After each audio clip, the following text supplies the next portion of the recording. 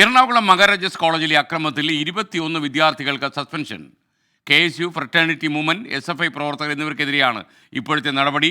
അന്വേഷണ commission report സമർപ്പിക്കും വരെയാണ് സസ്പെൻഷൻ. ശ്യാംകുമാർ വിവരങ്ങളുമായി കൊച്ചിയിൽ നിന്ന്. Shyam, good morning and republic ദിന ആശംസകൾ. പറയൂ വിവരങ്ങൾ.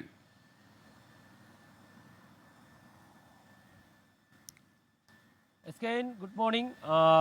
മഹാരാജാസ് കോളേജിലെ സംഘർഷങ്ങളുടെ പശ്ചാത്തലത്തിലാണ് നിലവിൽ 21 വിദ്യാർത്ഥികളെ സസ്പെൻഡ് ചെയ്യാനായിട്ട് പ്രിൻസിപ്പൽ തീരുമാനിച്ചിരിക്കുന്നത്.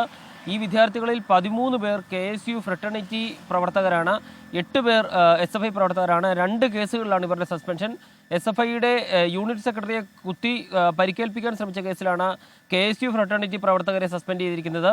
ഫ്രട്ടേണിറ്റി പ്രവർത്തകരെ മർദ്ദിച്ച കേസിലാണ് 8 SFI പ്രവർത്തകർക്ക് സസ്പെൻഷൻ.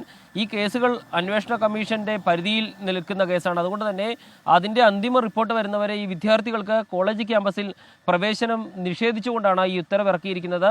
ബാക്കി കാര്യങ്ങൾ അന്വേഷണ റിപ്പോർട്ടിന് പിന്നാലെ നടപടികൾ ഉണ്ടാകുമെന്ന സൂചനയും നൽകുന്നുണ്ട്. കഴിഞ്ഞ ദിവസം ചേർന്ന യോഗത്തിൽ എടുത്ത തീരുമാനത്തിൻ്റെ അടിസ്ഥാനത്തിലാണ് വിദ്യാർത്ഥികൾക്കെതിരെ ഇപ്പോൾ സസ്പെൻഷൻ എടുത്തിരിക്കുന്നത്.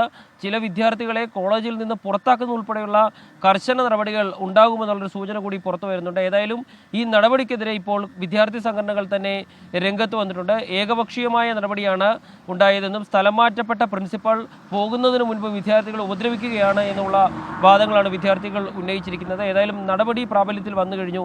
SKN. Okay, thank you Shyamkumar.